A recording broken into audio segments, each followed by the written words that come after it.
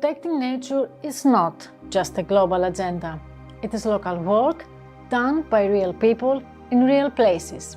A river, a forest, a harbor, a community. And today we are traveling to one of them at the state of Minas Gerais in Brazil. Hello everyone and welcome to a new episode of the BIOFIN-EU podcast series. BIOFIN-EU is a European Union funded project aiming to bridge the gap between finance and nature. I am Alexia Mastora, Communications Manager at Reino, and today I have the pleasure of hosting Mai Wardeh from the Lusófona University. Thank you so much, Alexia. It's my pleasure to be with you today. Would you like to tell us a few things about you and your role to the project?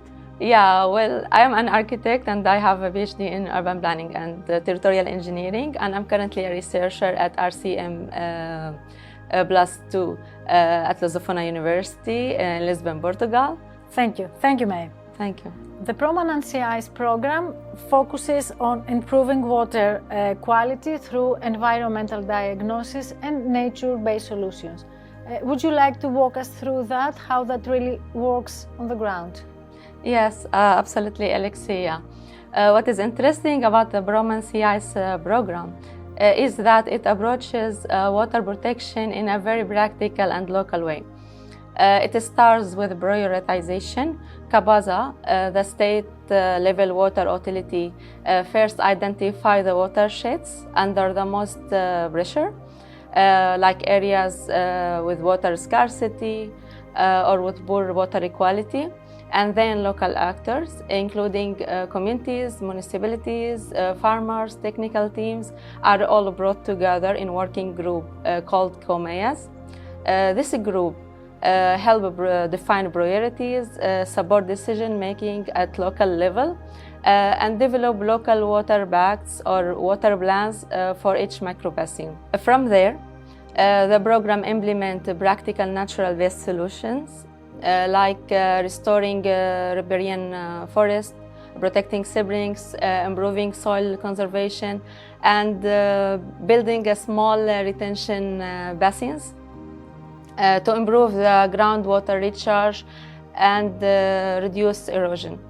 It also supports rural sanitation systems, because the goal is not only to restore ecosystem but also to improve the overall relation between communities and water systems.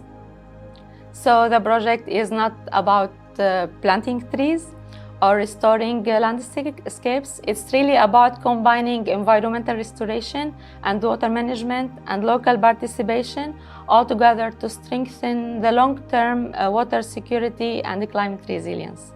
Thank you, Mai. That was a beautiful approach. Adapting climate change is at the heart of this program. From a financial point of view, how do you convince investors that putting money in nature today actually save us much more in the long run? Yeah, thank you for your question. I think that the key message is that investing in nature is really an investment in prevention and long-term resilience. So the Promanantiais program shows that restoring ecosystem today can help avoid much larger costs in the future. When you protect watersheds, restore forests, improve groundwater recharge, you improve water quality and water availability, while reducing erosion, sedimentation, and the climate-related risks. And financially, this matters because it lowers the future costs into water treatment, drought impact, infrastructure damage, and emergency responses. What is especially interesting in this case is the financing structure itself. The main investors are actually the water users.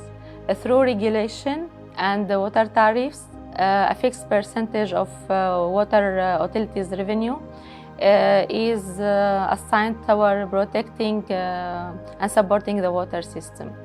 And beyond financing, there is also a strong sense of ownership. Water users and local stakeholders are involved in working groups and participatory structure like COMEAS, which help like community engagement and the trust.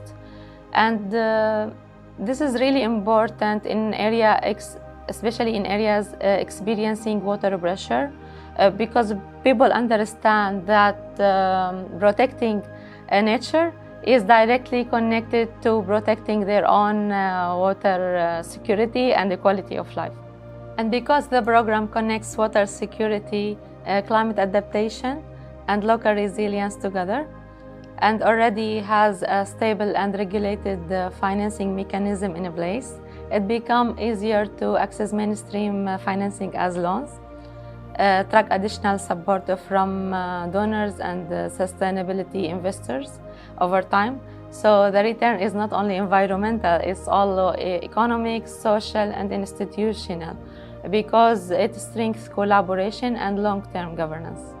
That sounds like a powerful idea, May.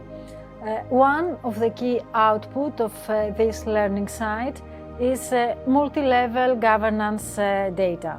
Why is governance data so important, and how will it shape the BIOFIN-EU dashboard? Yeah, actually this is very good question. Thank you for asking it. Because in projects like this, governance is not separated from implementation. Governance is actually part of the solution itself. In the BIOFIN-EU program, many different actors are involved: COMEAS, municipalities, regulators, local environmental groups, technical teams, farmers, and community. So governance data help us understand how these actors coordinate under watershed level, how decisions are made, where there is a gaps or a bottleneck. For example, one of the lessons learned from the program is that implementation can slow down when stakeholder mobilization is difficult or when local participation is weak. So governance data help us explain not only what was implemented, but also why some like projects work or places work better than others.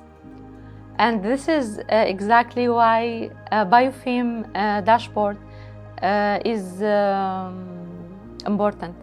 The goal is not only to track financial flows and natural-based solution investment, but also to understand the governance conditions that make these projects exceed.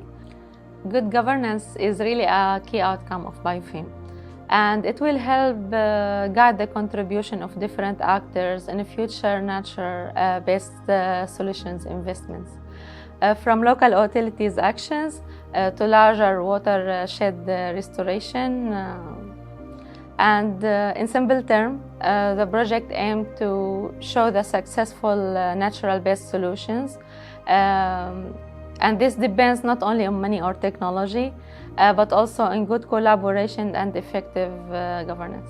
When local communities participate in a project like this, how does the outcome change?